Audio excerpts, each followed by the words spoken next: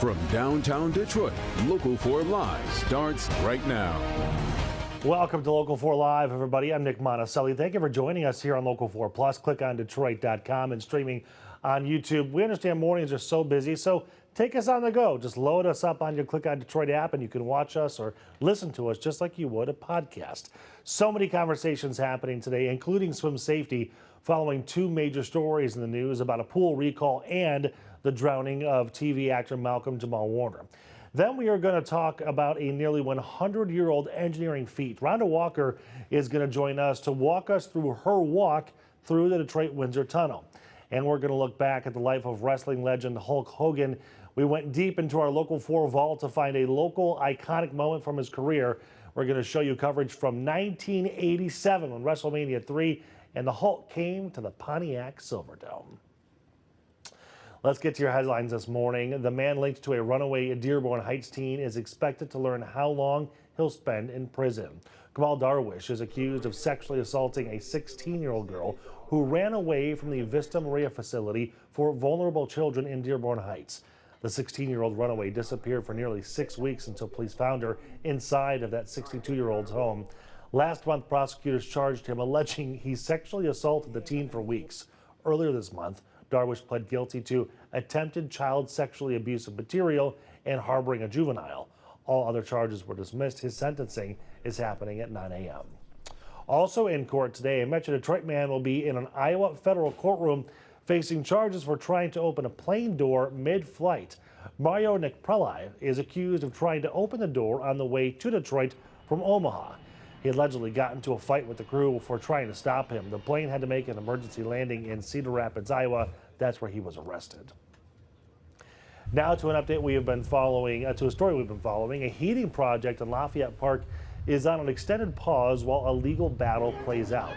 Detroit Thermal says it needs to install a steam heating system to the 1300 Lafayette East Co-op building, but people living nearby are worried it will damage their historic neighborhood. Detroit Thermal wanted to start work by August 4th to have it ready for the winter, but a Wayne County judge extended a temporary restraining order, pausing the project. The next hearing is now set for October 30th to decide what happens next. Well, this week we have been following stories surrounding water safety, two of them, in fact. First, right now there are about 5 million above-ground swimming pools sold in the U.S. and Canada being recalled. These pools have a strap that kids can use to climb into the water. Safety experts say at least 9 children have drowned this way. The pools were sold under the brand names Bestway, Intex, Recreation, and Polygroup. If you have a pool, you're asked to call the manufacturer for a replacement kit. That recall comes on the heels of the entertainment world losing actor Malcolm Jamal Warner. He played Theo Huxtable on The Cosby Show. Warner died after being pulled by a rip current while swimming on vacation in Costa Rica. His death, a reminder that it's important to keep families safe around the water, which is why we talked to Megan Ferraro, the executive director of National Water Safety. It's a nonprofit that's called the Zach Foundation. Megan is joining us now. Megan, can you kind of just walk us through, especially why now is so important to be talking about drowning safety and swimming safety? So today is World Drowning Prevention Day. It's an important day, not only here in the United States or in Michigan, but all around the world, where everyone is celebrating awareness around water safety and drowning prevention strategies. We know that drowning is the leading cause of death for children ages 1 to 4, and the second leading cause of death for children under the age of 14. And so we want everyone to think about how they can be safe around the water. We want you to enjoy the water, but we want you to do it safely. And so that means bringing with you some strategies. If you're in open water, wearing a life jacket, not just for the little kids, but for the adults as well. Everyone on a boat, on a lake, should be wearing a life jacket this summer. We want you to learn how to swim. Again, not just for kids, but for adults as well. We want you to learn CPR so that if a drowning does occur, the chance of survival goes up significantly if CPR is performed. We want close and active adult supervision anytime children are around water. And if you're lucky enough to have a backyard pool, we want to encourage you to install a 4-sided isolation fence so that if you have young children at your home or grandchildren that may be visiting, they are protected from easily slipping into a pool unnoticed. You talked about life jackets, which seems to be a challenge all the time, every single year, especially with kids, but sometimes adults, because they're just not the cool thing to wear. Yes, that is true. So we want to encourage you to wear a US Coast Guard approved life jacket. Parents, you might not want to, you may not think you need to, but not only are you keeping yourself safe, but you're modeling good and safe behavior for your children. You wouldn't drive in a car without your seatbelt fastened, right? This is the same idea. We know that car accidents are few and far between, but you're protected and a lot safer if you're wearing that seatbelt. And we want you to bring the same philosophy to being around water. Wear a life jacket. Show your kids that it's cool and that it's okay and that it will keep you safe. Some friends that have had, obviously pool parties in the summer for birthdays or whatever it might be, and they've hired lifeguards. And some people were like, wow, that's kind of over the top, don't you think? And I was like, no, I think it's perfect because someone needs to be watching the kids and that needs to be someone's sole focus, right? Right. And so we encourage parents. We know that not everyone's going to have a lifeguard at their backyard swimming pool. So we encourage a concept called water watcher.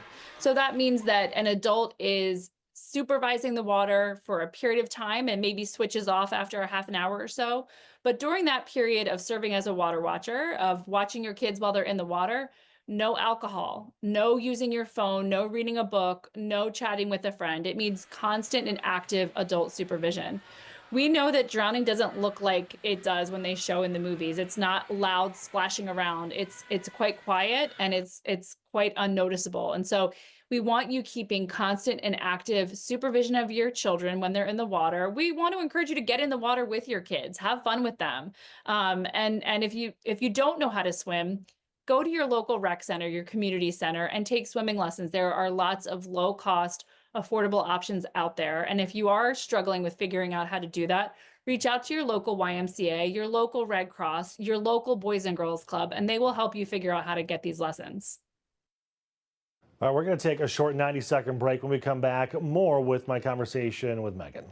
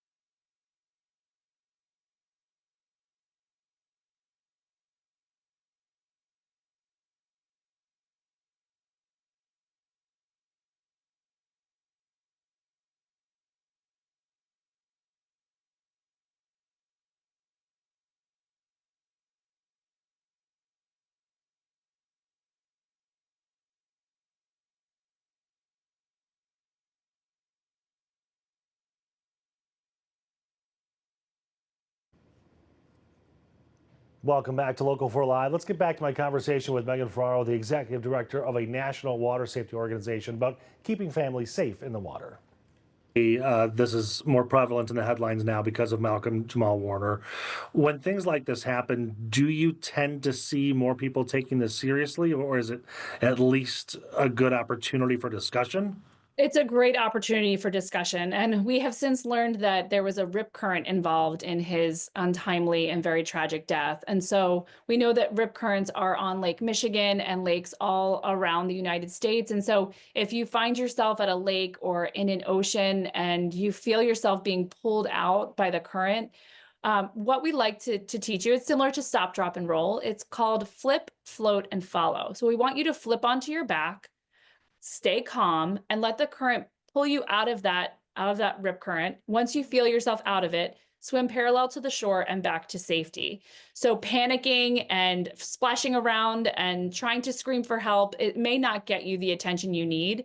So swim in front of a lifeguard always, never swim alone. And if you find yourself in a rip current, flip onto your back, float out of the current, and swim back to shore. You're suggesting you just kind of let the water take you and then go back in? Yes, exactly. Once you're out of that rip, that's the only. That seems the opposite of what our intuition is. It is. And that's why we like to try to use a short and easy to remember sentence like stop, drop, and roll, right? Well, we all remember that expression. So we want you to flip onto your back, float out of that rip current, follow yourself to safety, and then swim to shore. But if you're swimming in front of a lifeguard, these lifeguards are really good at their jobs and they're really good at paying attention and keeping you safe. So we encourage you and your children to always swim in front of a lifeguard, to look at those flags at beach and lake fronts. If there's a green flag out, that means it's safe to swim. If there's a yellow flag, it means that there are some currents that could put you at risk. And certainly never enter the water if there's a red flag. And talk to your lifeguard if you're not sure. Hey, I don't see a flag out today. Is the water safe for me to be in? They know. They are checking the currents, and our weather apps are really great at telling us this information as well. So pull up your weather app, whether it's on your phone or through your local news station, and understand what the currents and the risks are that day. Challenging here too is that we're talking about water safety, but even with these pool recalls right now, these are situations where the parents sometimes didn't even know the kids were swimming in the pool at all. Right. So about 18 months ago, our organization became aware of these drowning deaths in these above ground pools. And so we sent a letter to the ASTM urging them to change the design of these pools. So about 6 weeks ago, they agreed to change the design of any newly built above ground pools, which felt like a real victory. And then earlier this week, the Consumer Product Safety Commission recalled all existing pools. And what that recall means is that there's now a repair available so that those compression straps that were helping keep the shape of the pool can no longer create a ledge or a foothold for a child to climb onto and sadly fall into the pool. Having said that, if you have a four-sided isolation fence around either an above ground pool or an in-ground pool, it will prevent that access that we saw happen in those tragic 9 deaths. And so really, when you have toddlers in the home, when you have toddler grandchildren that may be visiting you, you need that four-sided isolation fence. You need alarms on doors and windows leading out to the pool area. Even if they're annoying, it is worth it. It is worth it. The tragic heartbreak that these families are experiencing is something you do not want to experience. You don't want your neighbors to experience. And we say all this not to scare you, because water is a really fun family activity. And it's one of the few sports that you can do throughout the course of your life, right? It's good for your joints. It's good for your bones. It's good for health. We see, grandmothers doing aqua therapy, and we know it's something you can do your whole life. So we urge you to learn to swim and to enjoy the water, but to do so safely. What's challenging, and I'm sure you've talked to many families between the organization and the foundation who I'm assuming have told you, we wish we would have put an alarm on the door. We wish we would have put a fence around the pool, and now it's too late. And now it's too late. And the Zach Foundation exists because 6-year-old Zachary became entrapped in the swimming pool drain of his family's backyard pool. And his family wishes that they knew about drain entrapment. They did not know. And he knew how to swim. He was closely supervised. And shortly after he died, a federal law was passed that changed the way pools were built and the way drains were constructed, drain covers were constructed. And so we know that no situation is perfect and that no parent wants to experience this loss. And so it's our goal to just bring safety and awareness message to as many people as we can, and really to ensure that this rate of drowning in our country goes down. There's no reason that drowning should be the leading cause of death for kids ages 1 to 4, or the second leading cause of death for kids under the age of 14. We lose classrooms of students every year in America, and it's not necessary. And so we want to give people these life-saving skills, these lifelong sports, and we want families to enjoy the water safely. And we know that this is something we can accomplish. And so we're excited to celebrate World Drowning Prevention Day, and we're excited to bring awareness to this important issue. Thank you so much for your time today. Thank you for having me. Well, great conversation with Megan. Switching gears, every slice is just telling a story. A live look in Port Huron this morning. If you want to have a delicious day of delight, how about heading about 30 minutes north of Port Huron for an annual tradition that is a media fair with a side of laughter and mustard. Oof.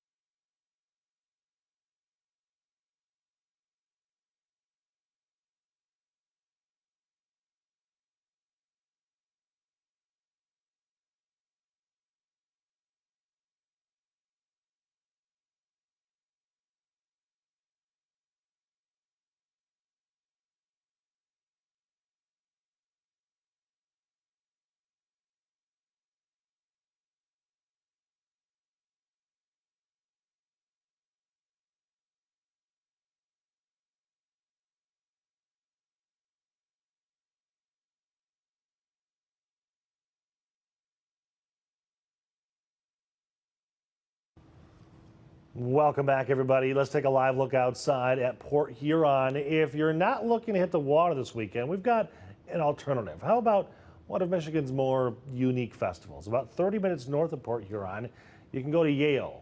That's where there's an annual tradition now getting underway. Director Nick's favorite event, it's full of baloney. Get it? It's time for the Yale Baloney Festival.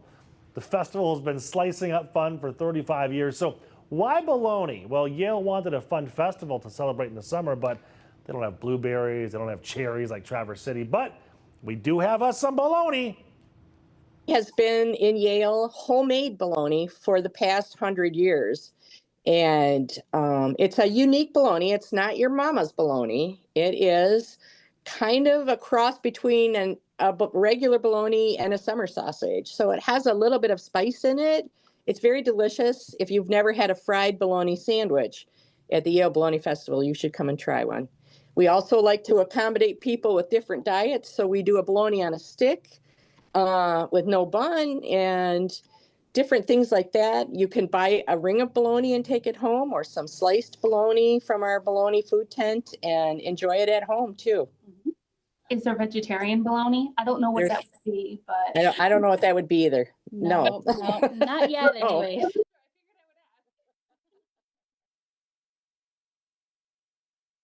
Director Nick says that vegetarian bologna is phony bologna. Get it? Yeah.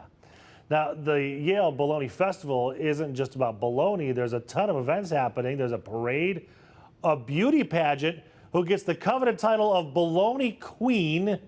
I'm not sure who wants that title.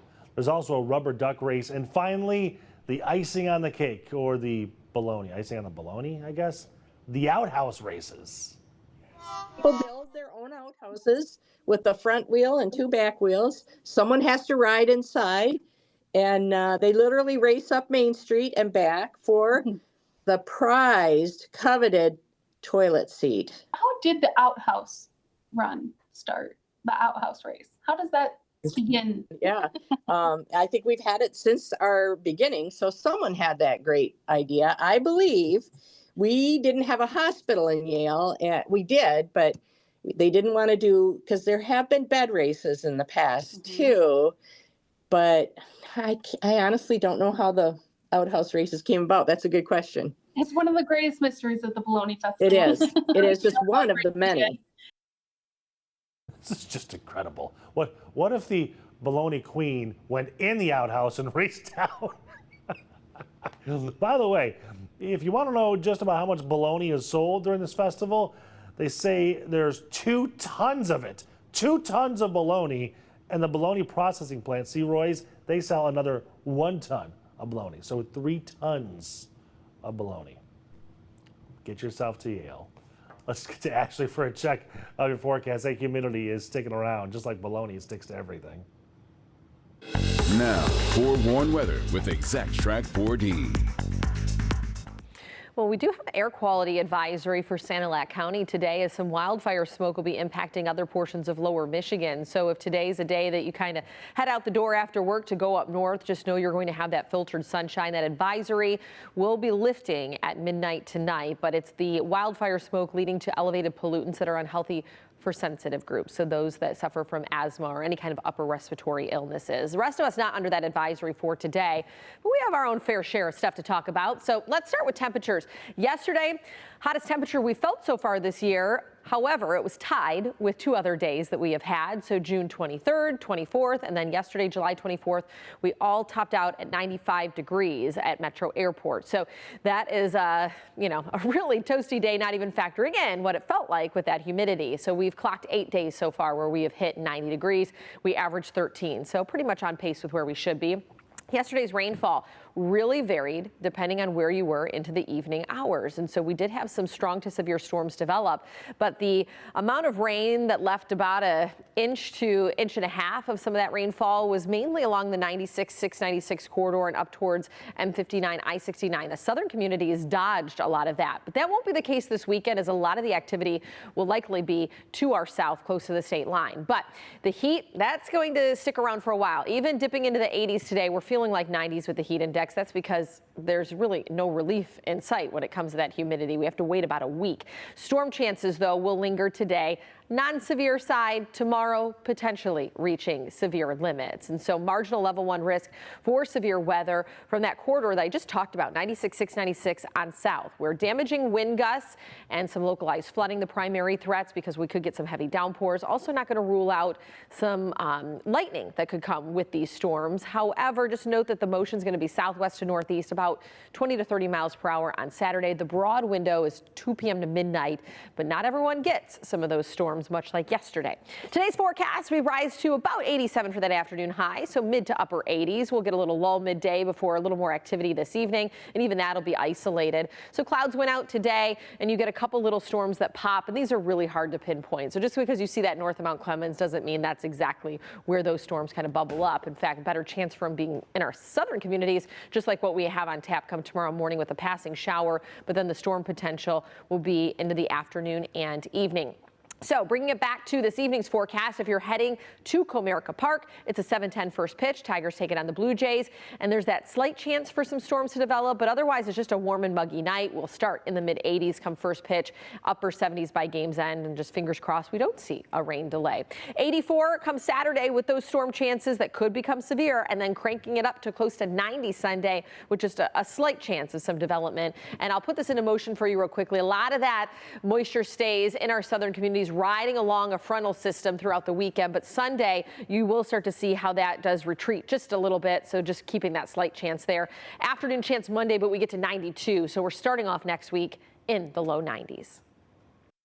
All right, thanks, Ash. When we come back, we're going to be on the TV side with Local 4 updates, and then after that, a live look at the Detroit Windsor Tunnel, because it is a 100-year-old engineering feat. The people that keep it running smoothly are an amazing team of engineers. Rhonda Walker takes us inside the tunnel when we come back.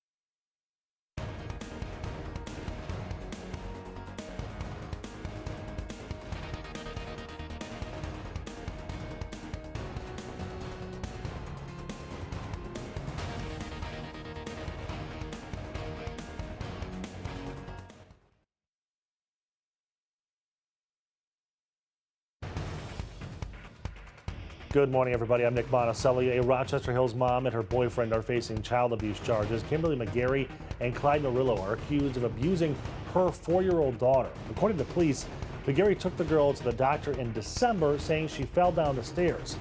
Doctors say her injuries did not match that story. The couple now accused of waiting a month to get her help are facing life in prison. If you're watching us on TV, why don't you flip to the digital side of things on Local 4 Plus and click on Detroit.com. We've got another 90 minutes of conversations. Next, an inside look at the nearly 100-year-old engineering feat of the Detroit-Windsor Tunnel. Then we're going to head into the Local 4 archives to remember Hulk Hogan and his time here in Metro Detroit for WrestleMania 3 at the Silverdome. And then a beloved dog, a rescue, and a unique DNA discovery.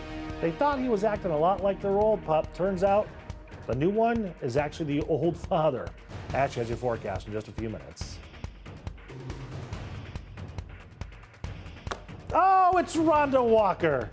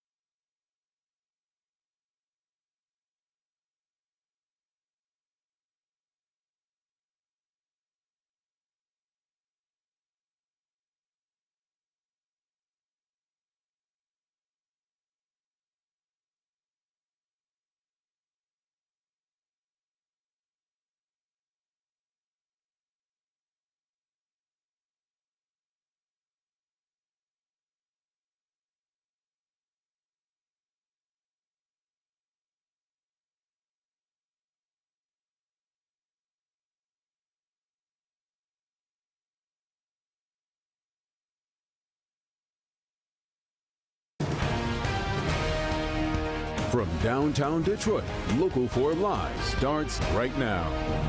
Welcome back, everybody, to Local 4 Live. I'm Nick Monticelli. Let's take a live look at the Detroit-Windsor Tunnel this morning. It is nearly 100 years old and was the first and only underwater tunnel for vehicles connecting two countries.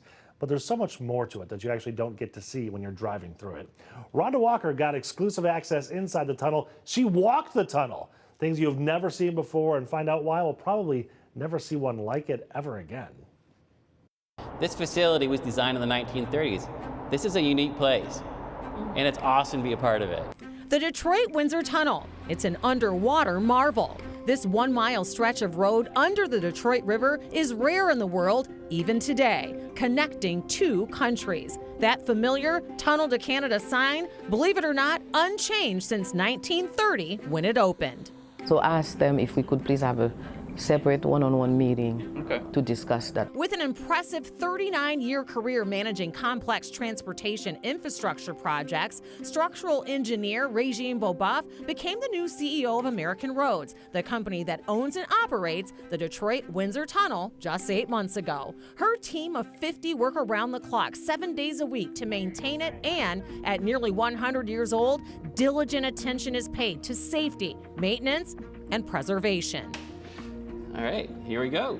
Oh, wow. Engineer Trevor Pierce has worked here for 27 years. My tour started in the ventilation building, where massive fans 2 stories high help maintain air quality in the tunnel.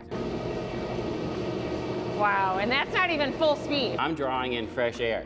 actually cleaner there than on street level. So the air is fresher in the tunnel than it is outside anywhere. Out on Jefferson. Oh, wow. It's very fresh air. Want to open the door? Oh, what? We can open the door up here. At 2 stories underground, this 95-year-old building, nerves high. This is close enough for me, Trevor. All right, so we're gonna walk over here. I guess that's the fan. It scared me. If there was ever any smoke in the tunnel, we're drawing that smoke out. So that's in the event of a fire. Has there ever been one? We've never had a significant fire. What about, has there ever been water in the tunnel? If you can imagine a 95-year-old house with a basement, it's probably going to have some water issues. The reality, yes, we do have water coming in here and there. Routine crack injections and drainage keeps it from ever getting on the road. I never hear about a traffic issue at the Detroit-Windsor Tunnel. Well, that's what we want. Yeah, I know. We're actually going to walk into the tunnel and stand on top of all the cars. What? I'm not kidding you. So we're on top of the tunnel. Absolutely. And if you look through these vent slots where we're drawing air out, you can actually see the cars as they drive through. Oh my gosh. Traffic divider. That's the road. A floating ceiling above the entire stretch of the tunnel to Canada. So this is the tunnel. This is the tunnel. This is absolutely. the width of the road. And it doesn't seem like it's big enough. But it looks really old. And sometimes it just kind of looks dirty. We wash the walls every week. Yeah. But the reality is, if you have cars driving through your living room every day, and the people have to figure, this place is dirty. It's our fault. But unlike your living room, this tunnel will never lose power. So I have 2 independent feeders from DTE. I also have 2 independent feeders coming from Canada. So you have 4 different sources of I have electricity. 4 sources of power, all independent. And that one time where Detroit was black for 2 weeks, Yeah. we had power. This is a little claustrophobic. It's a little tight. They are also constantly working with their Canadian counterparts, and why it takes both sides of the border to maintain it, as the environmental impacts would never pass approval to build another one like it again. There is no way environmentally you could actually convince Fish and Wildlife. The middle section, not only below the river bottom, dirt and massive boulders keep it there and protected from ships above. But that does fascinate me that this original structure has lasted. We're making sure that this place is viable for the next 50 years. That is unbelievable. I love behind the scenes stuff. Yes! Like that. What I didn't realize is that I think so many people think that it's through the river, but it's actually underneath the river. Exactly. bed. I did too. When I was talking to Regine, I was just in my mind thinking that there must be this tube that I could maybe see in the water if I went deep enough. Right. But they actually dredged underneath, built it through, you know, the floor of the river, and then out the other side. And that's why they say environmentally that would never happen today. They would never allow you to just dredge up the bottom just of tear a up the river. riverbed. Yeah, it would never happen. And that's why the preservation is so important. I mean, it's going on 100 years old now. And, you know, you can't change it, can't reconstruct it. You just have to preserve it and take care of it. As you said in there, I've always been afraid, like, what happens when you spring a leak? Like, it happens, right? Right. I mean, they have, you know, like he was describing it, like your basement, you know, sometimes water might seep in, but they have drainage that controls that. So they've never had any major leaks or anything. That's I mean, they're incredible. constantly making, I mean, their safety checks and their, you know, constant way of maintaining that is around the clock all the time. Right. And Talk it about isn't preventative maintenance versus all reactive, the time. right? Exactly. Yeah. And you know, just the fact that also a lot of people have been working there for 20, 30 years. I mean, the pride that they have of this gem. There's nothing like it. It's really special. So the ceiling area that you got to go into, can you like walk from Detroit straight to Canada if you wanted to? You can. However, there is a border, and the border is there's a border inside of the top of that tunnel as well. He called it a bulkhead door. We didn't walk that far. It's a mile long, so that's like halfway through. Did you bring your passport? I know. I did not. I did not have my passport. But he said there's a bulkhead door. They have cameras, you know, so if anybody was ever to sneak their way in there, which, I mean, you just can't do that. I mean, there's still customs and border patrol. That's all part of the same property, even though they're a completely separate entity. Gotcha. But so you just never knew that this building was here and that these 50 people worked here, and that's their job, and they take so much pride in it. It's just such a special network there. Yeah. And then on top of that, late last year, American Roads, the company that owns and operates the Detroit Windsor Tunnel, they hired a new CEO, and it was truly a first for the company. Yep. I mean, they hadn't had a new CEO in almost 30 years. Wow. And they hired someone with a huge background in structural, bridge design and construction, major projects like Gordie Howe, I-75, 696 back in the day. Okay. She's the new CEO, and I had a chance to sit down with her. So I want you to see that interview with her. It's Regine Beauboeuf, no stranger, as I said, to all of this type of infrastructure. But this is a new position for her, and actually for the Detroit Windsor Tunnel as well. You're the first woman to ever hold this CEO position. Yes. Your whole career in engineering, structural engineering, and transportation, have you often been one of the only women in the room? Too often. but that's why, Wanda, mentoring is something that I take to heart. I started my engineering career in design at the DOT. There was a division of 350 people. There were 4 women engineers. I think the idea is, what have I done to make sure that I wasn't the only one? I look around your office, and among your awards, I see Harriet Tubman and Rosa Parks. Yes. 2 strong women with a history in transportation.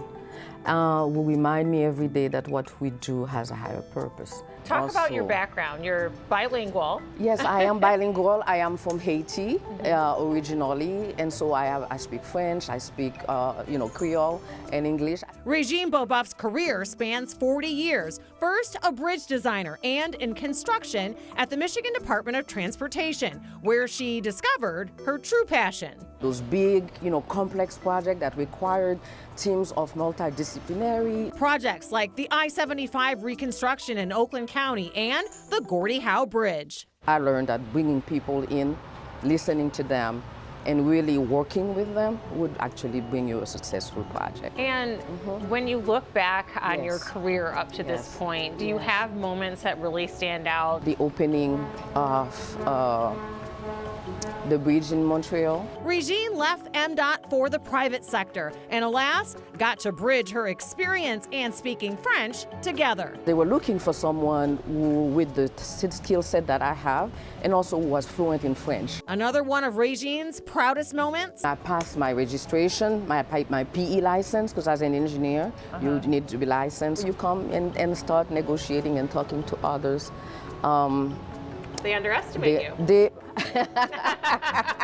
And sometimes you have to let them know those credentials. Regine retired in August of 2024 after 40 years in the industry. And then the tunnel job came calling. Lifetime of work between Canada and the United States, and even connecting with the Gordie Howe Bridge. Seems like the tunnel project, they couldn't have found a better person. I think my position as a structural engineer, as somebody who has worked on major projects, also makes me a good fit for this position. I don't know what I'm more impressed by, her professional background or her personal background. I know.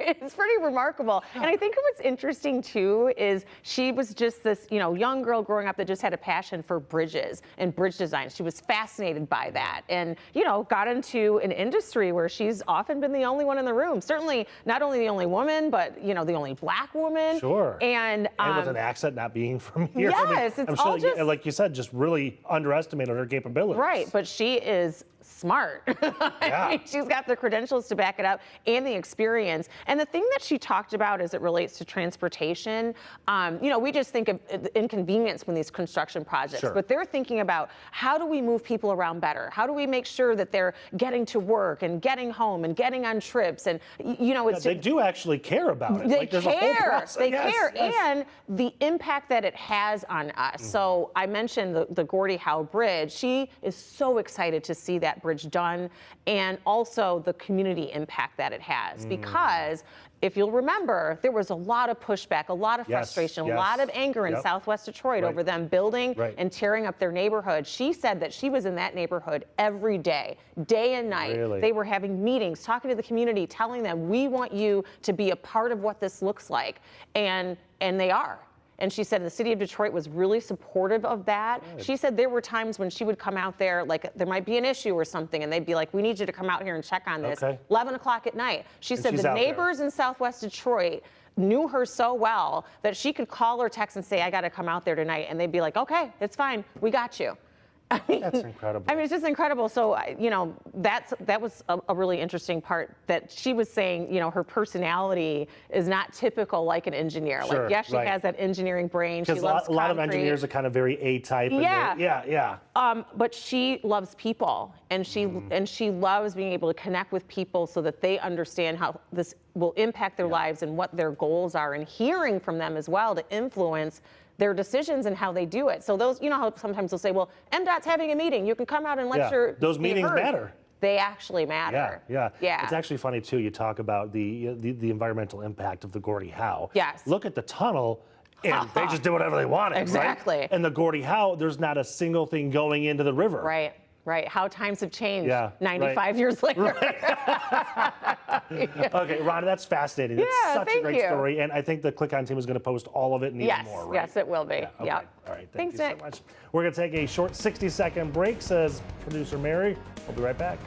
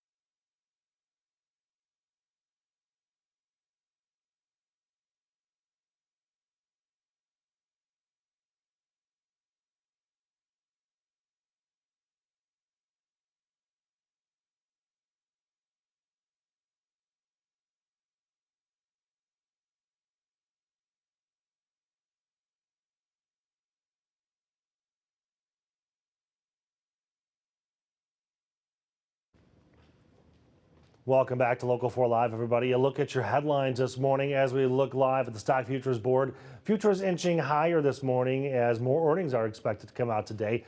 More than 80% of the 155 companies on the S&P 500 have now reported their second quarter earnings. Investors are waiting for any more trade announcements before the Trump administration's August 1st tariff deadline. This comes after a clash between President Trump and Fed Chairman Jerome Powell during the presidential visit to the Federal Reserve yesterday. So the 2.7 is now 3.1. I'm not aware of that. Yeah, it just came out. Yeah, I haven't heard that from anybody at the Fed. You just added in a third building is what that is. That's a third building. Well, no, but building. it's a building that's being built. No, it was built 5 years ago. Well, despite his defense of the renovation, Powell says he has asked the Fed's Inspector General to conduct an additional review of that project. Let's take a live look now over Aberdeen, Scotland this morning. That's where President Trump is heading today. His visit there comes as the calls for the Epstein files are not going away. Alice Barr explains the Justice Department officials are set to interview Epstein's accomplice, Ghislaine Maxwell, again in Florida. Hi there. The White House has been seeking to downplay the past relationship between President Trump and Jeffrey Epstein, underscoring that the president, quote, kicked him out of his club for being a creep and working to satisfy calls for transparency. With the Trump administration under pressure to increase transparency in the public outcry over the Jeffrey Epstein files, the Justice Department's second in command meeting for a second day today with convicted Epstein accomplice Ghislaine Maxwell and her attorneys. She never declined to answer. She answered all the questions truthfully, honestly, and to the best of her ability. The Deputy Attorney General, who's President Trump's former personal lawyer, saying he would share what he learned at the appropriate time. But there are serious questions about whether Maxwell can be trusted. She's appealing her 20-year prison sentence for sex trafficking minors. And prosecutors and the judge who oversaw her 2021 trial have accused her of lying under oath. Democrats, deeply suspicious of the meeting, argue Maxwell may be angling for a presidential pardon. Anything she says must be corroborated with documents and records from the actual Epstein files. Lawmakers in both parties pressing to force the release of the full DOJ files and preparing for their own deposition of Maxwell next month. We're moving very quickly on everything we're doing right now. Republicans downplaying Wall Street Journal reporting citing senior administration officials that the Attorney General briefed President Trump in May that his name appears in the unreleased files, among many other high-profile figures. Now, it's not a surprise. Like, anybody who ever met him is going to be mentioned, quote unquote. So I don't think that's a big deal. NBC News has reviewed more than 1,000 pages of documents tied to Epstein and interviewed dozens of victims and attorneys. None has suggested President Trump committed a crime. President Trump travels to Scotland today to tour his golf courses and talk trade with the UK Prime Minister, after yesterday touring renovations at the Federal Reserve that have been part of his criticism of the Fed chairman. The pair had a tense exchange as the president pressures the chairman to lower interest rates. In Washington, I'm Alice Barr. Back to you.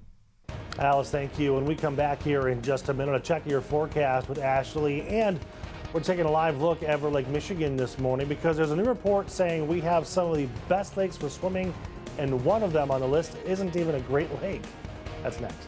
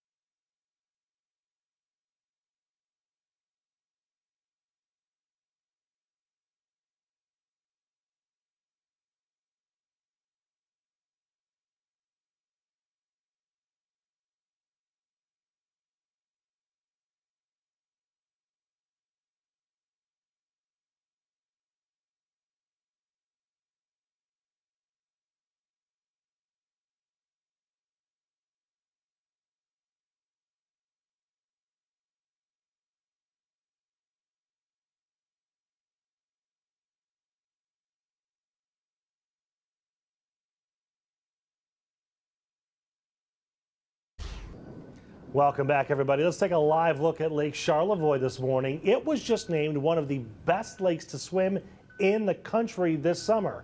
According to Reader's Digest, Lake Charlevoix is known for its calm waters and charming small town vibes.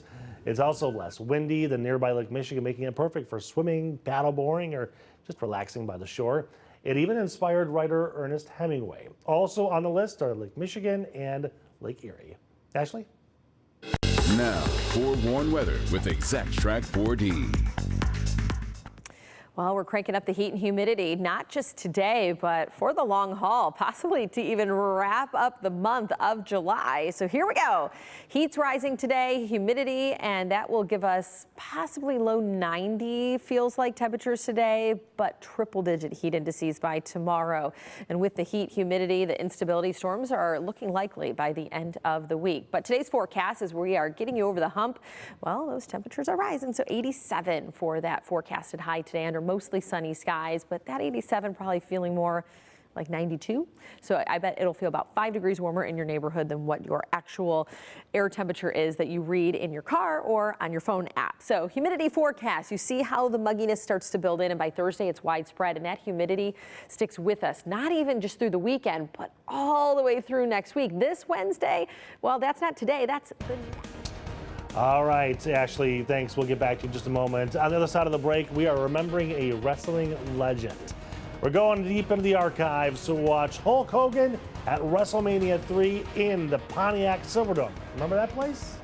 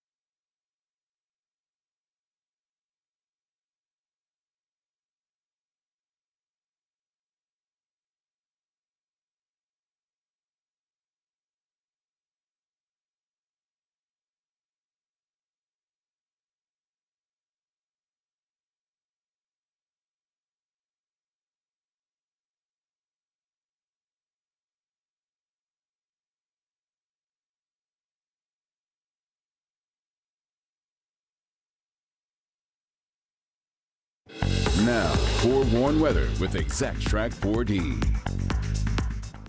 Well, we do have an air quality advisory for Sanilac County today as some wildfire smoke will be impacting other portions of lower Michigan. So if today's a day that you kind of head out the door after work to go up north, just know you're going to have that filtered sunshine. That advisory will be lifting at midnight tonight, but it's the wildfire smoke leading to elevated pollutants that are unhealthy for sensitive groups, so those that suffer from asthma or any kind of upper respiratory illnesses. The rest of us not under that advisory for today, but we have our own fair share of stuff to talk about. So let's start with temperatures. Yesterday, hottest temperature we felt so far this year. However, it was tied with two other days that we have had. So June 23rd, 24th, and then yesterday, July 24th, we all topped out at 95 degrees at Metro Airport. So that is, a really toasty day, not even factoring in what it felt like with that humidity. So we've clocked 8 days so far where we have hit 90 degrees. We averaged 13, so pretty much on pace with where we should be.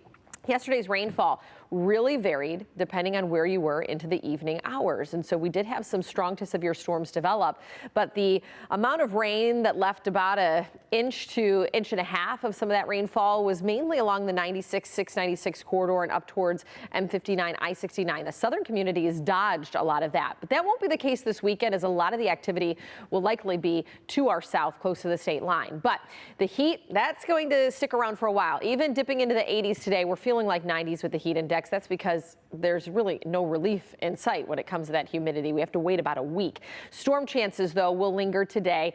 Non-severe side tomorrow, potentially reaching severe limits. And so marginal level 1 risk for severe weather from that corridor that I just talked about, 96, 696 on south, where damaging wind gusts and some localized flooding, the primary threats, because we could get some heavy downpours. Also not going to rule out some lightning that could come with these storms. However, just note that the motion is going to be southwest to northeast, about 20 to 30 miles per hour on Saturday. The broad window is 2 p.m. to midnight, but not everyone gets some of those storms, much like yesterday. Today's forecast, we rise to about 87 for that afternoon high, so mid to upper 80s. We'll get a little lull midday before a little more activity this evening, and even that'll be isolated. So clouds went out today, and you get a couple little storms that pop, and these are really hard to pinpoint. So just because you see that north of Mount Clemens doesn't mean that's exactly where those storms kind of bubble up. In fact, better chance for them being in our southern communities, just like what we have on tap come tomorrow morning with a passing shower, but then the storm potential will be into the afternoon and evening.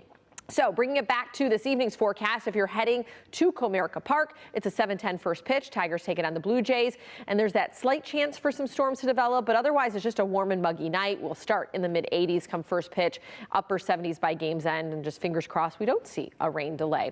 84 comes Saturday with those storm chances that could become severe, and then cranking it up to close to 90 Sunday with just a slight chance of some development. And I'll put this into motion for you real quickly. A lot of that moisture stays in our southern communities, riding along a frontal system throughout the weekend, but Sunday you will start to see how that does retreat just a little bit, so just keeping that slight chance there.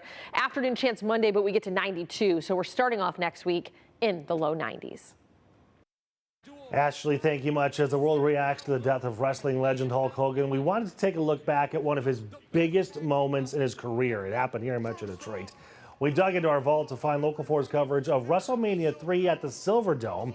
It was March 29th, 1987. Take a look at our story from that day. Lines of wrestling fans were wrapped around the Silverdome hours before the gates opened. This was no ordinary crowd. Nope, there was nothing ordinary about them. I shaved my head yesterday just for the event. Got my sign. We're 15 rows from the ring, and we are fired up. Battle lines were drawn early. Most of the talk was about Hulk Hogan taking on Andre the Giant. This Hulkamania is #1, always been #1, gonna stay that way. Okay, well, good. We need a new champion. No, we don't. Andre gonna win. These 93,000 fans put WrestleMania 3 in the record books as the biggest indoor entertainment event in history.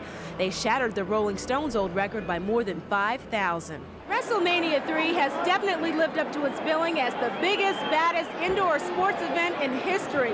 And after drawing a crowd of more than 90,000 this time around, you wonder what they're going to do for an encore.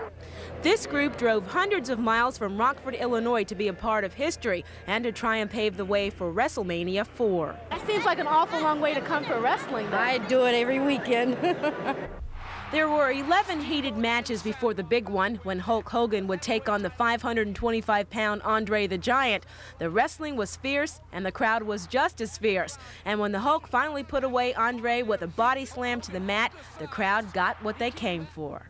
What'd you think? Was it worth it? Thought it was great. Anytime the Hulk wins, it's worth going anywhere for. I thought it was cool. Did you like all the crowds and stuff, or what was the best part of it? When Hogan jumped on Andre.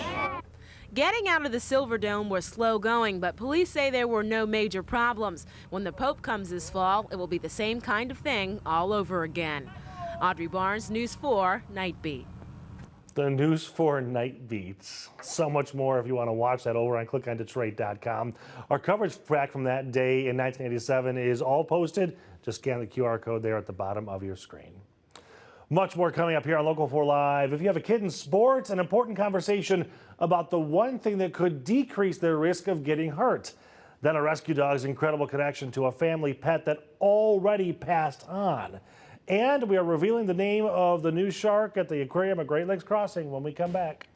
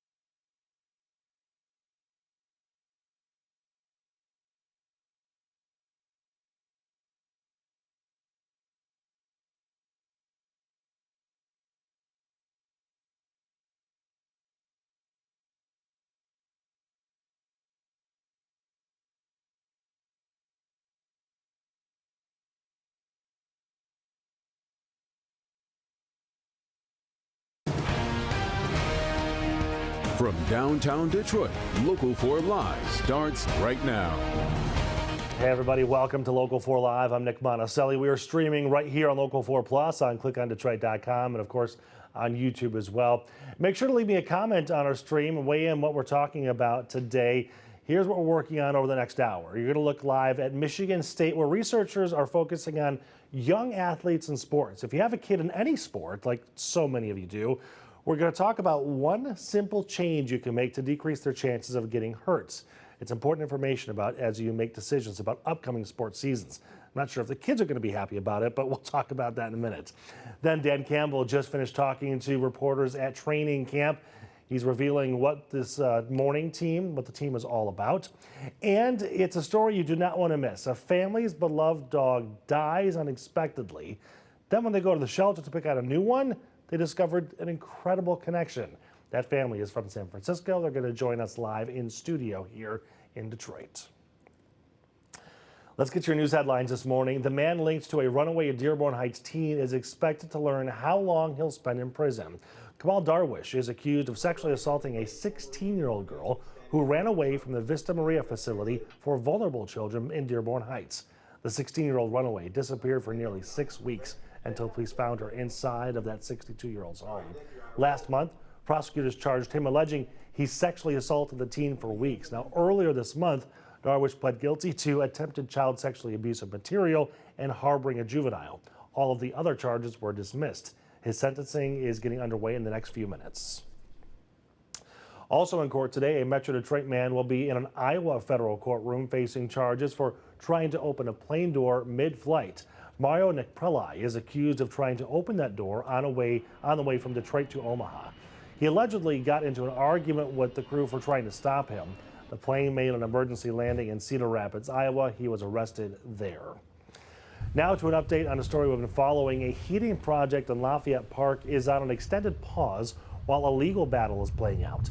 Detroit Thermal says it needs to install a steam heating system to the 1300 Lafayette East Co-op building, but people living nearby are worried that's going to damage their historic neighborhood.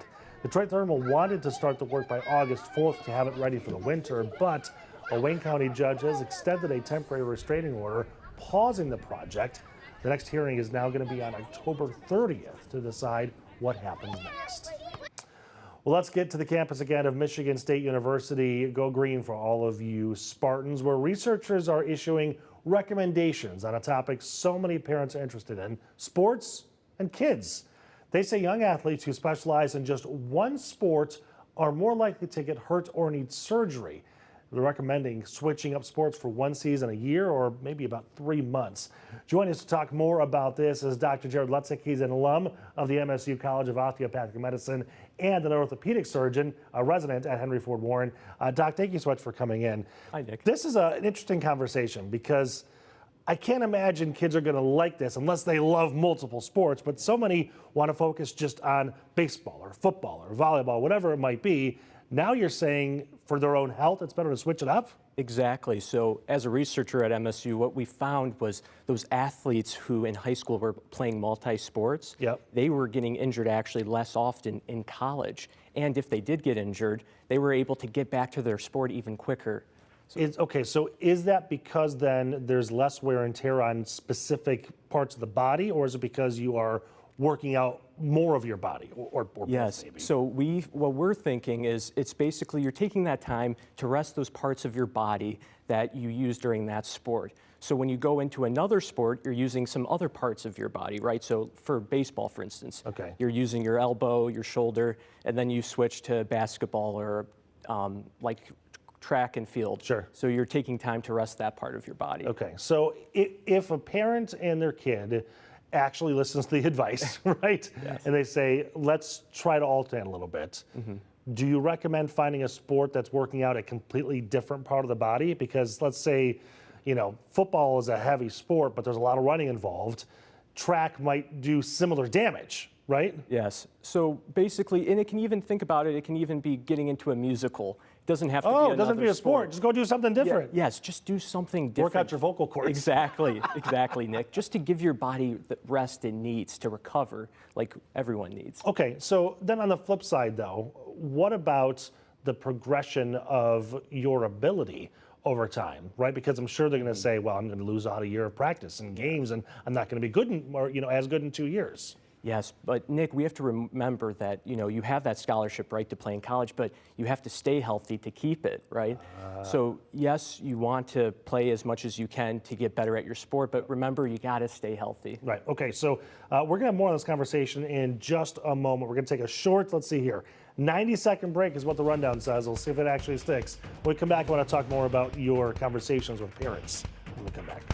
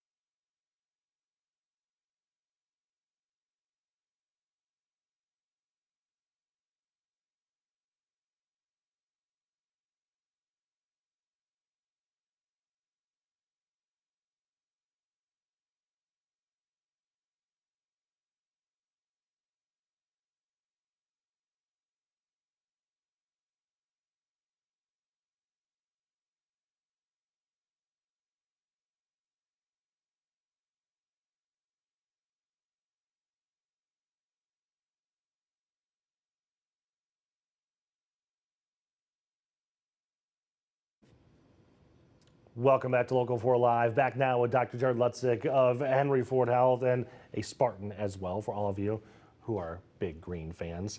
Okay, so we're talking about this concept of switching it up, giving your body a break. Do we take an entire year off? Do you take half the season? What's the recommendation? We're just asking, just take one season off to play something else or rest your body for that one season. So if it's baseball, our high school athletes playing in the spring, in the fall, play another sport, get into something else.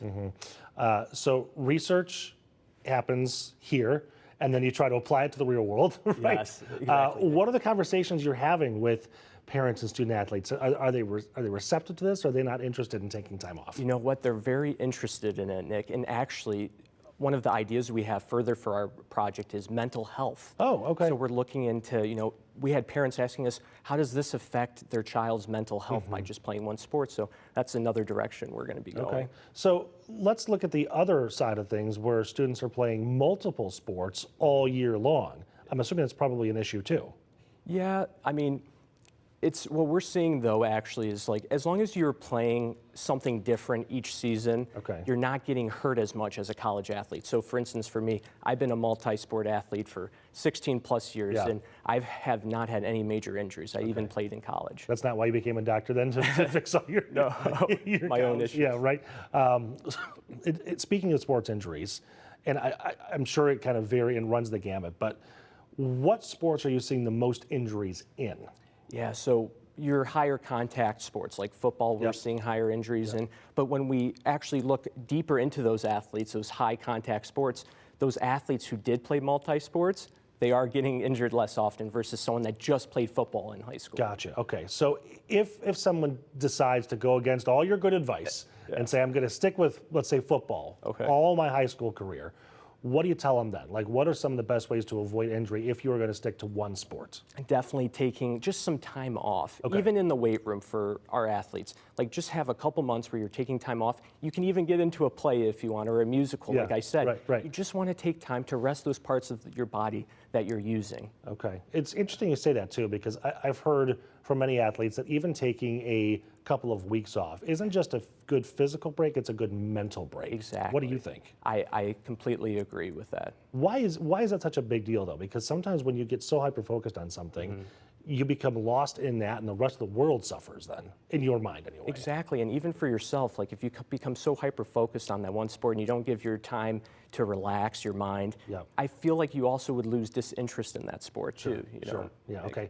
Are there any sports that you suggest not avoiding, but maybe not alternating back to back because they'll give you similar styles of injuries? So we haven't seen that exactly, but you still want to be, our biggest advice is just playing in multi-sports. Just give your body, so play tennis, play football, play basketball, baseball. Just make sure you're not just playing one sport in high school. Okay, go swimming, go at the theater, go join the choir, something like that. Exactly. Okay, Doctor, thank you so much, man. It was great to meet you. Thank you so much, We're going to have you more. We're going to get your number before you leave. All right, so Ashley is going to come back here in a moment, which means the worst of the heat is something we can talk about and the fact that we're putting it behind us, but it's still going to be a warm weekend with some more storms possibly on tap. She's going to track those temperatures and some more rain.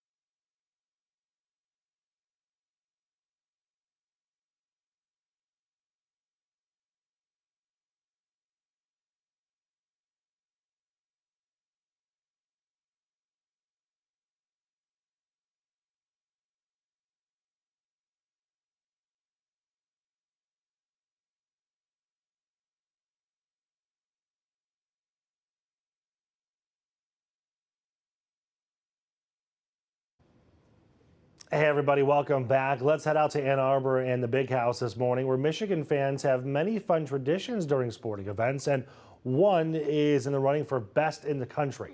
USA Today has launched a poll on the 10 best college sports traditions, and U of M's Blues Brothers Dance is in the running. U of M is up against several other popular traditions like Iowa's Hawkeye Wave and Virginia Tech's entrance to Metallica. You can vote for your favorite once a day through August 18th. All right, let's get to Ashley to talk about the temperatures, which finally cooling just a hair compared to yesterday, but now humidity that will not go away. Hey, Ash. Now, forewarned weather with Exact Track 4D. Well, we do have an air quality advisory for Sanilac County today, as some wildfire smoke will be impacting other portions of lower Michigan. So if today's a day that you kind of head out the door after work to go up north, just know you're going to have that filtered sunshine. That advisory will be lifting at midnight tonight, but it's the wildfire smoke leading to elevated pollutants that are unhealthy for sensitive groups, so those that suffer from asthma or any kind of upper respiratory illnesses. The rest of us not under that advisory for today, but we have our own fair share of stuff to talk about. So let's start with temperatures. Yesterday, hottest temperature we felt so far this year. However, it was tied with two other days that we have had. So June 23rd, 24th, and then yesterday, July 24th, we all topped out at 95 degrees at Metro Airport. So that is a really toasty day, not even factoring in what it felt like with that humidity. So we've clocked 8 days so far where we have hit 90 degrees. We averaged 13, so pretty much on pace with where we should be. Yesterday's rainfall really varied depending on where you were into the evening hours. And so we did have some strong to severe storms develop, but the amount of rain that left about an inch to inch and a half of some of that rainfall was mainly along the 696 corridor and up towards M59, I-69. The southern communities dodged a lot of that, but that won't be the case this weekend, as a lot of the activity will likely be to our south, close to the state line. But the heat, that's going to stick around for a while. Even dipping into the 80s today, we're feeling like 90s with the heat index. That's because there's really no relief in sight when it comes to that humidity. We have to wait about a week. Storm chances, though, will linger today. Non-severe side tomorrow, potentially reaching severe limits. And so marginal level 1 risk for severe weather from that corridor that I just talked about, 96, 696 on south, where damaging wind gusts and some localized flooding, the primary threats, because we could get some heavy downpours. Also not going to rule out some lightning that could come with these storms. However, just note that the motion is going to be southwest to northeast, about 20 to 30 miles per hour on Saturday. The broad window is 2 p.m. to midnight, but not everyone gets some of those storms, much like yesterday. Today's forecast, we rise to about 87 for that afternoon high, so mid to upper 80s. We'll get a little lull midday before a little more activity this evening, and even that'll be isolated. So clouds went out today, and you get a couple little storms that pop, and these are really hard to pinpoint. So just because you see that north of Mount Clemens doesn't mean that's exactly where those storms kind of bubble up. In fact, better chance for them being in our southern communities, just like what we have on tap come tomorrow morning with a passing shower, but then the storm potential will be into the afternoon and evening. So bringing it back to this evening's forecast, if you're heading to Comerica Park, it's a 7:10 first pitch. Tigers take it on the Blue Jays, and there's that slight chance for some storms to develop, but otherwise it's just a warm and muggy night. We'll start in the mid-80s come first pitch, upper 70s by game's end, and just fingers crossed we don't see a rain delay. 84 comes Saturday with those storm chances that could become severe, and then cranking it up to close to 90 Sunday with just a slight chance of some development. And I'll put this into motion for you real quickly. A lot of that moisture stays in our southern communities, riding along a frontal system throughout the weekend, but Sunday you will start to see how that does retreat just a little bit, so just keeping that slight chance there. Afternoon chance Monday, but we get to 92, so we're starting off next week in the low 90s. All right, thank you, Ashley. We're going to take you to the Lions training camp next. What Dan Campbell has to say about the team as we near the end of the first week in Allen Park, as you look live over Ford Field.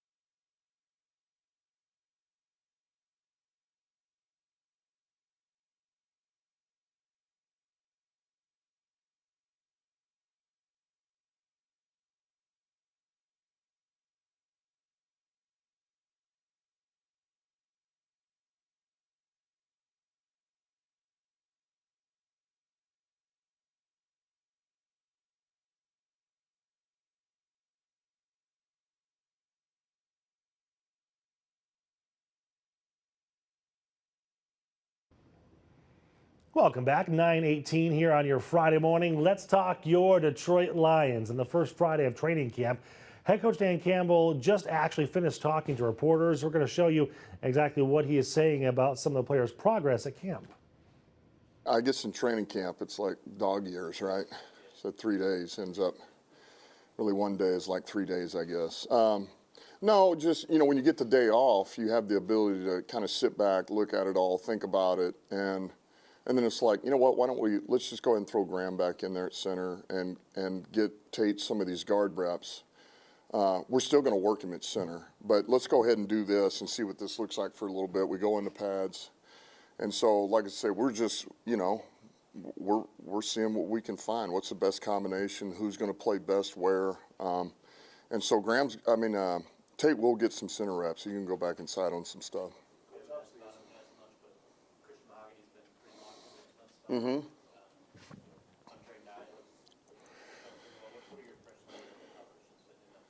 You know, he's promising.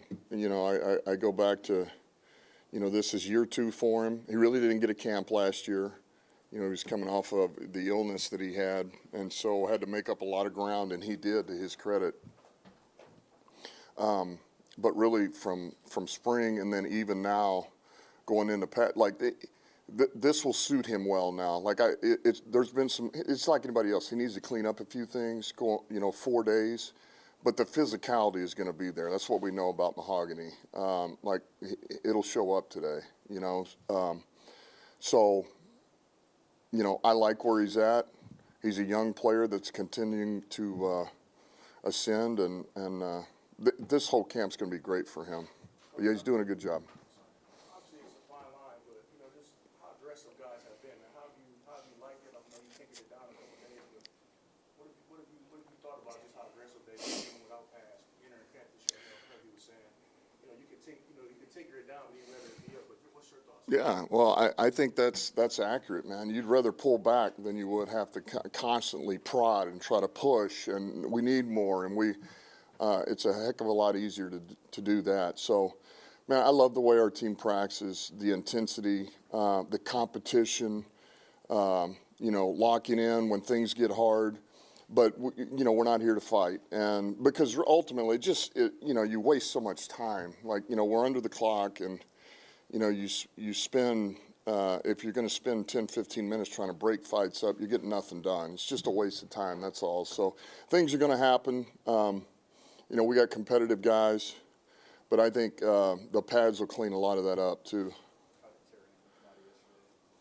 Good. He'll be out there today.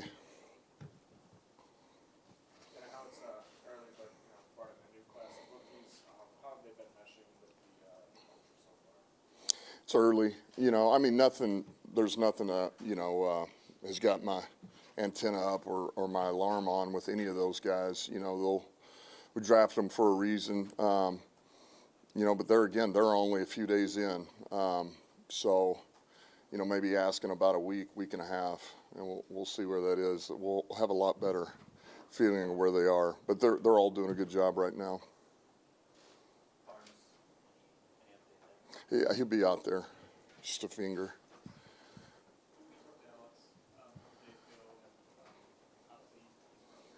Mm-hmm.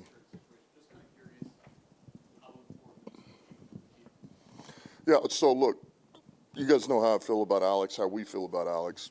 You know, he's one of our dudes, man. We've leaned on him. He's a productive player. We're good. Still talking. There's no animosity here. There's nothing like that. So I'm not going to go into anything else, you know, outside of that. But just we're going to be good. You know, we're going to be good. And yes, we're going to need him.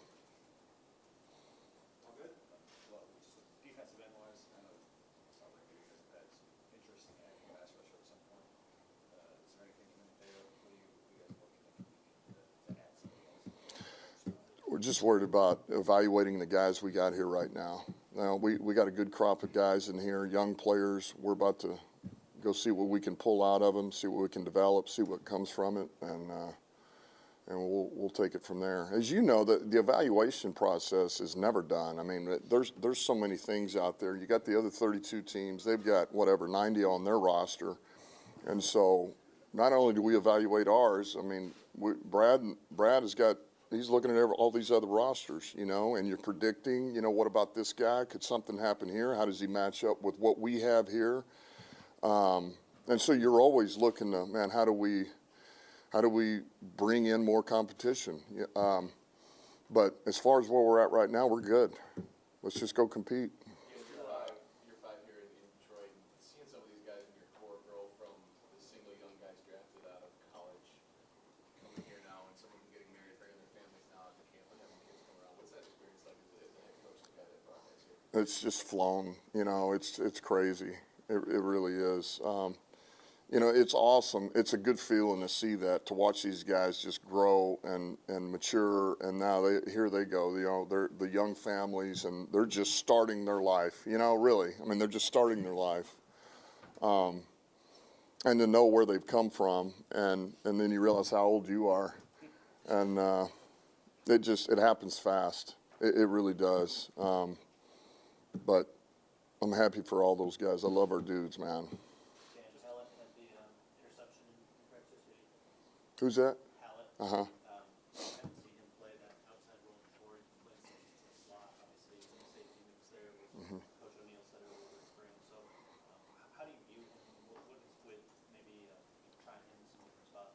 Well, one of the reasons we like Hallett is because he can play multiple roles. You know, he's a little bit in that niche of Pat O'Connor, you know, who can do so many different jobs. Hallett, you know, can play the nickel. We can put him outside, play some corner. He's playing safety, you know, certainly moving him around on special teams. So there's just a lot of jobs he can do. And there's always going to be value in that. Just a one carrying on, it seemed like he's been one of the players who's kind of talked the first couple of days. Just how impressed have you been with the way that he's returned to campus? Well, he's where I would expect him to be going into year 2 after 4 days.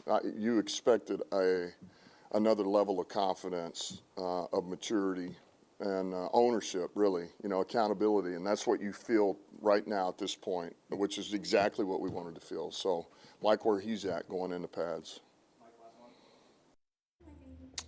I think the biggest takeaway there is that with Alex and the contract talks, he says, we're good. It's going to be fine. We're good.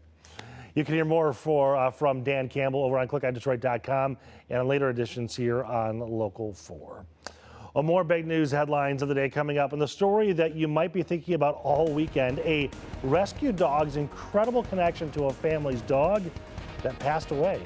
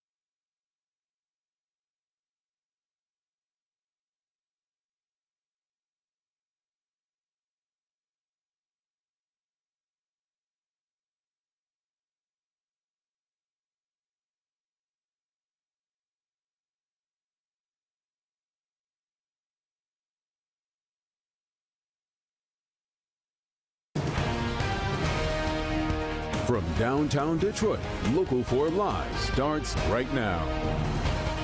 Good morning, everybody. Welcome back to Local 4 Live. I'm Nick Monticelli. Thank you so much for watching. This next story is just absolutely incredible. It's actually gone viral. You can find it in People Magazine, the Wall Street Journal. There's a New York Post article about it. All this involves a beloved dog, a rescue, and a DNA discovery. Take a look at this picture. So on the left is Rufus.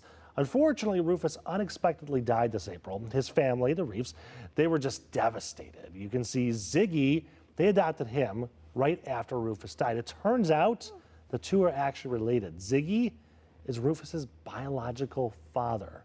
All right, so joining us live here in studio to explain how all this happened, we've got Matt, Matthew, Ben, Maya, and Mom Jillian. Thank you so much. So first of all, you guys are from San Francisco. Yes. But you were born and raised right here. Yes, I was born and raised in Grosse Pointe Park. Okay, so we're back home to visit family. Yeah, Tell the family the story. Here to see Nana. Okay, so this is Ziggy. This is Ziggy. He's so calm. He's so chill. He's a good boy. Rufus passed away, Yes. and you originally said that replacing him was not going to happen, and there was no room in your hearts for another dog at the time anyway, right? Yeah, that's correct. We had Rufus for just under a decade. Oh my gosh. And he was our family dog, our soul dog. Right. That He is was a very- before they were born. Absolutely. There was never a time when these two kids did not have Rufus in their lives. Yeah. He was there when my husband and I got engaged, and he was in our wedding pictures when we Yep. got married. He was the first family member to meet both of the children. So he was a very big part of our family, and we were not prepared to lose him. Sure. No, nobody ever is, right? So he leaves us in April, and then I think it was Maya. You were scrolling a website and you found Ziggy? Yep. What happened? Well, I was looking through the website and then I asked Mom, hey Mom, why does that dog look like Rufus? Like just like Rufus. Yeah. So you decided, okay, we weren't ready for a dog, but No. let's go at least meet Ziggy. Yeah, that happened on a Saturday night, and I just agonized over that picture for another 24, 48 hours, and by business hours on Monday, could not get that out of my mind. Yeah. So I contacted Muttville and said, you know, we absolutely have to meet this dog. Yeah. And so by Wednesday, we had an appointment, and we were in San Francisco bright and early to Okay. meet this guy. Matthew, were you skeptical at all? Were you thinking, I don't know if we're ready for this? To be honest with you, I didn't know that they were going. We didn't Oh! We didn't tell Dad. That was a journey with the two Probably children the and best, Mom. the best move, right? All right, Yes. so you guys go, and Ben got to go meet him at the same time? Yeah. Ben, did you love Ziggy when you met him? Yeah, did he remind you of Rufus? And also, we bought him at Muttville. That's At- right. yeah, We got him right. from Muttville. So you were, I read the article, and it said that all of you just kind of realized instantly that this was much more than him just kind of looking like Yeah. Rufus, right? Yeah. What were you noticing? So we are foster advocates, and we foster Yeah. many dogs. And Mhm. I don't think we've ever had a dog that just runs up the stairs and is immediately okay with being in a new house and environment. And when we opened the door to the car, Ziggy just jumped out on his own and ran right up the stairs and waited patiently in front of the door to be let in. It was unlike anything I had seen previously from our other dogs. And when he got inside the house, it was like he knew where he was, like he had been there forever. There was immediate greeting and kisses with our other senior Yeah, dog, yeah. and the first place he ran was my children's bedroom, and he jumped Oh. right up onto Benjamin's lower bunk and made himself comfortable, and I thought, oh my goodness. So he acted like him.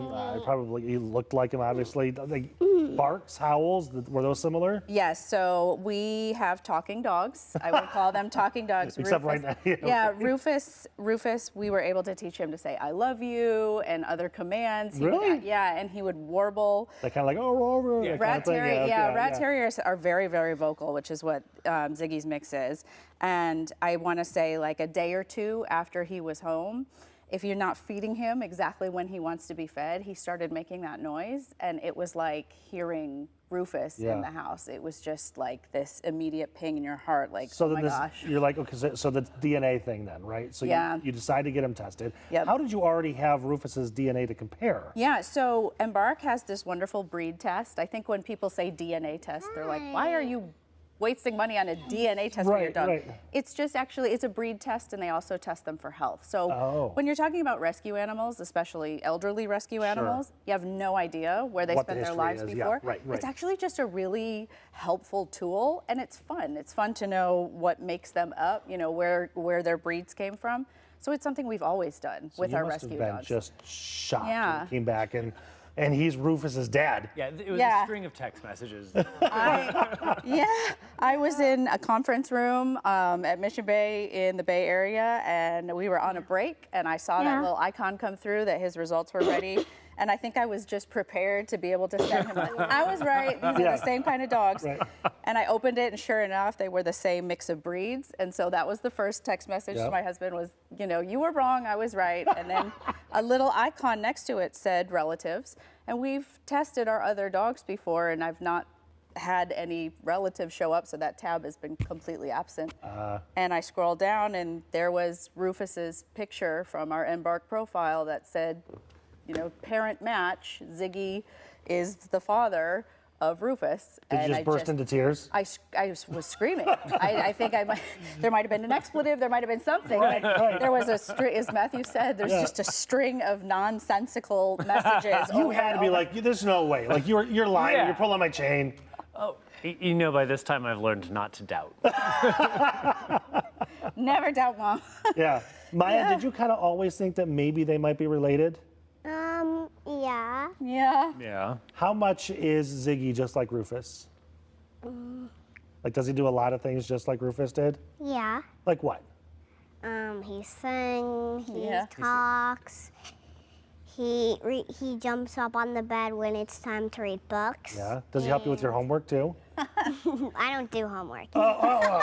Not yet, anyway. Not yet. Okay, so I do want to, before we let you go, just talk more about fostering. Because that seems like an incredible opportunity for people and for animals. So I would say, you know, we have been very, very, very active in the rescue, shelter, and foster community. Before we had a property where we could bring dogs in and, you know, a no dog limit, we were in the shelter and volunteering. But, you know, now that we have the kids, it's a little harder to get out with work during the day. So we started fostering. And since Christmas of this year, we've welcomed 18 dogs into our home, and we've been able to. Since Christmas? Since Christmas, yes. We have been a very active household this year. Yeah. And I would just implore people that are thinking about it, maybe you're not ready for a pet, but having a foster dog is the best of both worlds. You are taking an animal that desperately needs to feel love and acclimate to a home environment, and you're giving them that chance. And if you can't keep them forever, you're getting them in their best shape to find a new home, and that's the whole point. And so I hope Ziggy's story is shedding light on how desperately this is needed. You know, everywhere, every state in this country needs fosters, and I would definitely consider it because there are organizations that really need your help, and you can find amazing little guys like this. And you never know who you're gonna get. I just realized that his collar matches your dress. He's got his little bow tie on. He's ready. He's ready for his. I love it. Matthew, Ben, Maya, Jillian, thank you so much for coming in. Thank you very much. And Ziggy, of course.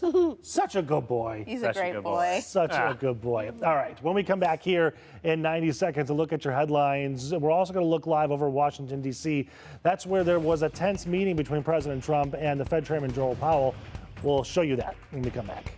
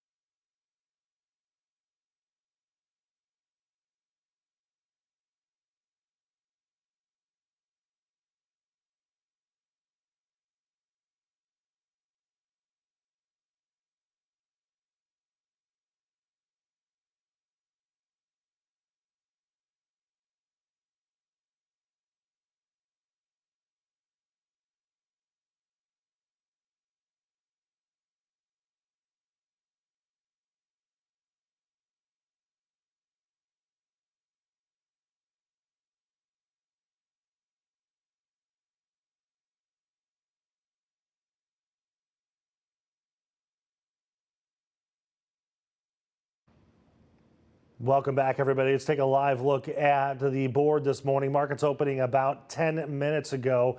More second quarter earnings are expected to come out today. More than 80% of the 155 companies on the S&P 500 have already reported their second quarter earnings. Investors are waiting for any more trade announcements before the Trump administration's August 1st tariff deadline. This comes after a clash between President Trump and Fed Chairman Jerome Powell during the president's visit to the Federal Reserve. So the 2.7 is now 3.1. I'm not aware of that. Yeah, it just came out. Yeah, I haven't heard that from anybody at the Fed. You just added in a third building is what that is. That's a third building. Well, no, the but water building. it's a building that's being built. No, it was built 5 years ago. Well, despite his defense of this renovation, Powell says he has asked the Fed's Inspector General to conduct an additional review of that project. President Trump has signed an executive order with new rules for student athletes. Athletes will still be allowed to make money from brand deals, but the order bans pay-for-play payments. Universities are also encouraged to expand scholarships. The order is expected to clarify a debate about athletes being considered university employees or not. Let's take a live look over Aberdeen, Scotland this morning. That's where President Trump is actually going today. His visit there comes as the calls for the Epstein files are not going away. As Alice Barr explains, Justice Department officials are set to interview Epstein's accomplice, Ghislaine Maxwell, again in Florida. Hi there. The White House has been seeking to downplay the past relationship between President Trump and Jeffrey Epstein, underscoring that the president, quote, kicked him out of his club for being a creep and working to satisfy calls for transparency. With the Trump administration under pressure to increase transparency in the public outcry over the Jeffrey Epstein files, the Justice Department's second in command meeting for a second day today with convicted Epstein accomplice Ghislaine Maxwell and her attorneys. She never declined to answer. She answered all the questions truthfully, honestly, and to the best of her ability. The Deputy Attorney General, who's President Trump's former personal lawyer, saying he would share what he learned at the appropriate time. But there are serious questions about whether Maxwell can be trusted. She's appealing her 20-year prison sentence for sex trafficking minors. And prosecutors and the judge who oversaw her 2021 trial have accused her of lying under oath. Democrats, deeply suspicious of the meeting, argue Maxwell may be angling for a presidential pardon. Anything she says must be corroborated with documents and records from the actual Epstein files. Lawmakers in both parties pressing to force the release of the full DOJ files and preparing for their own deposition of Maxwell next month. We're moving very quickly on everything we're doing right now. Republicans downplaying Wall Street Journal reporting, citing senior administration officials that the Attorney General briefed President Trump in May that his name appears in the unreleased files, among many other high-profile figures. Now, it's not a surprise. Like, anybody who ever met him is going to be mentioned, quote unquote. So I don't think that's a big deal. NBC News has reviewed more than 1,000 pages of documents tied to Epstein and interviewed dozens of victims and attorneys.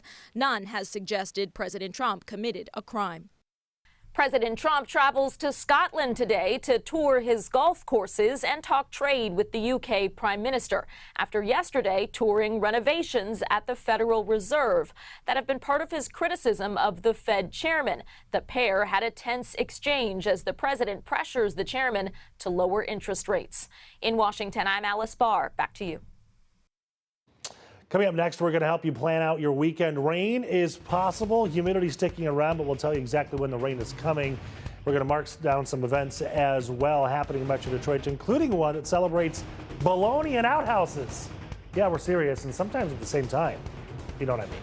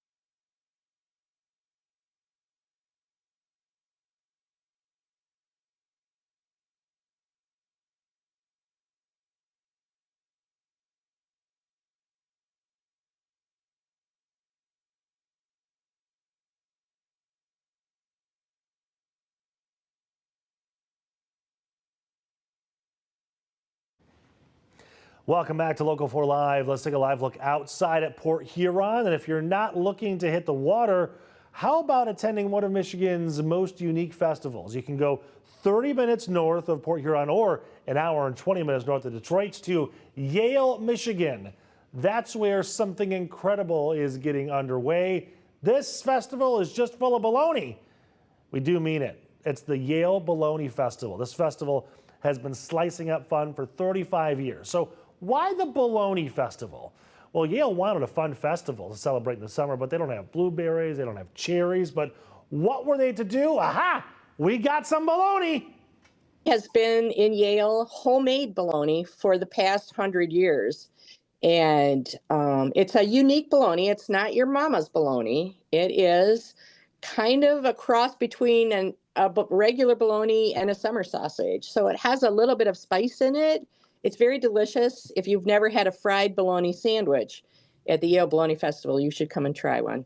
We also like to accommodate people with different diets. So we do a bologna on a stick with no bun and different things like that. You can buy a ring of bologna and take it home, or some sliced bologna from our bologna food tent and enjoy it at home too. Is there vegetarian bologna? I don't know what that would be, but I don't know what that would be either. No. Not yet No. anyway.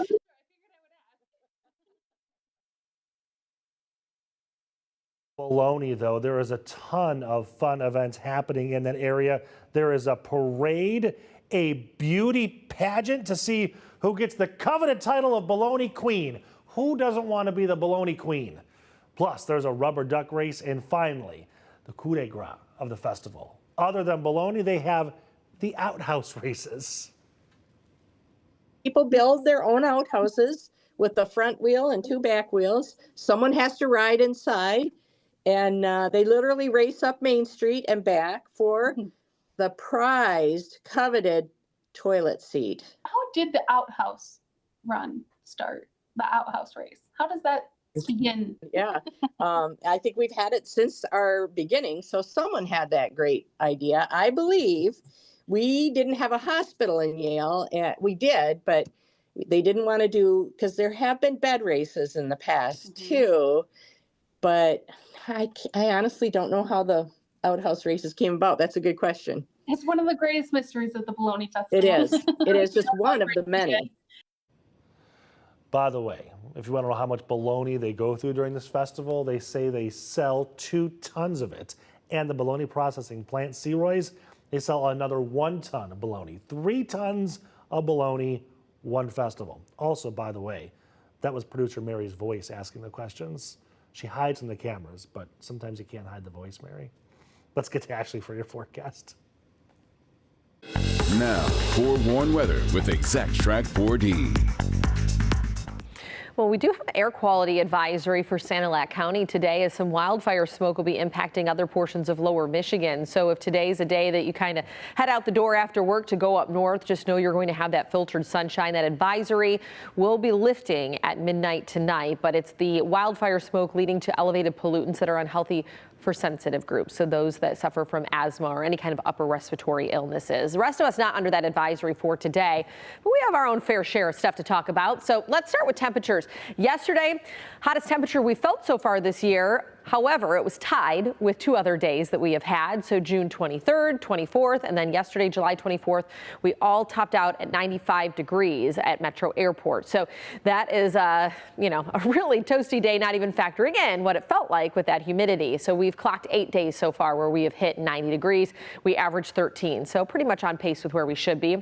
Yesterday's rainfall really varied depending on where you were into the evening hours. And so we did have some strong to severe storms develop, but the amount of rain that left about an inch to inch and a half of some of that rainfall was mainly along the 696 corridor and up towards M59, I-69. The southern communities dodged a lot of that, but that won't be the case this weekend, as a lot of the activity will likely be to our south, close to the state line. But the heat, that's going to stick around for a while. Even dipping into the 80s today, we're feeling like 90s with the heat index. That's because there's really no relief in sight when it comes to that humidity. We have to wait about a week. Storm chances, though, will linger today. Non-severe side tomorrow, potentially reaching severe limits. And so marginal level 1 risk for severe weather from that corridor that I just talked about, 96, 696 on south, where damaging wind gusts and some localized flooding, the primary threats, because we could get some heavy downpours. Also not going to rule out some lightning that could come with these storms. However, just note that the motion is going to be southwest to northeast, about 20 to 30 miles per hour on Saturday. The broad window is 2 p.m. to midnight, but not everyone gets some of those storms, much like yesterday. Today's forecast, we rise to about 87 for that afternoon high, so mid to upper 80s. We'll get a little lull midday before a little more activity this evening, and even that'll be isolated. So clouds went out today, and you get a couple little storms that pop, and these are really hard to pinpoint. So just because you see that north of Mount Clemens doesn't mean that's exactly where those storms kind of bubble up. In fact, better chance for them being in our southern communities, just like what we have on tap come tomorrow morning with a passing shower, but then the storm potential will be into the afternoon and evening. So bringing it back to this evening's forecast, if you're heading to Comerica Park, it's a 7:10 first pitch. Tigers take it on the Blue Jays, and there's that slight chance for some storms to develop, but otherwise it's just a warm and muggy night. We'll start in the mid-80s come first pitch, upper 70s by game's end, and just fingers crossed we don't see a rain delay. 84 comes Saturday with those storm chances that could become severe, and then cranking it up to close to 90 Sunday with just a slight chance of some development. And I'll put this into motion for you real quickly. A lot of that moisture stays in our southern communities, riding along a frontal system throughout the weekend, but Sunday you will start to see how that does retreat just a little bit, so just keeping that slight chance there. Afternoon chance Monday, but we get to 92, so we're starting off next week in the low 90s. Ashley, thank you much. When we come back, we're going to reveal the name of a new hound shark at the aquarium at Great Lakes Crossing. You submitted your name ideas, then you got to vote on your favorite things like Bowser, Tarek Scuba, Sharky Anderfin. Those three did not win, actually. Tati, can't wait to see who did, though.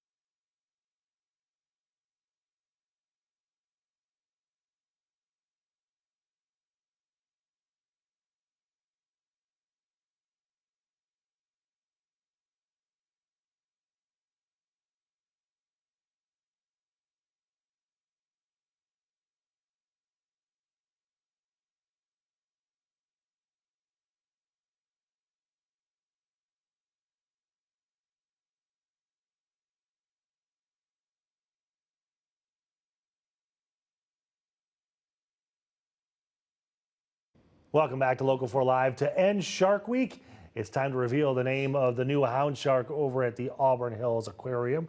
We asked you to submit your names for the guy, and then you get to vote on him. He's a rescue at the Sea Life Michigan Aquarium. You gave some really good suggestions, like Bowser, Huckleberry, Steve Iserfin.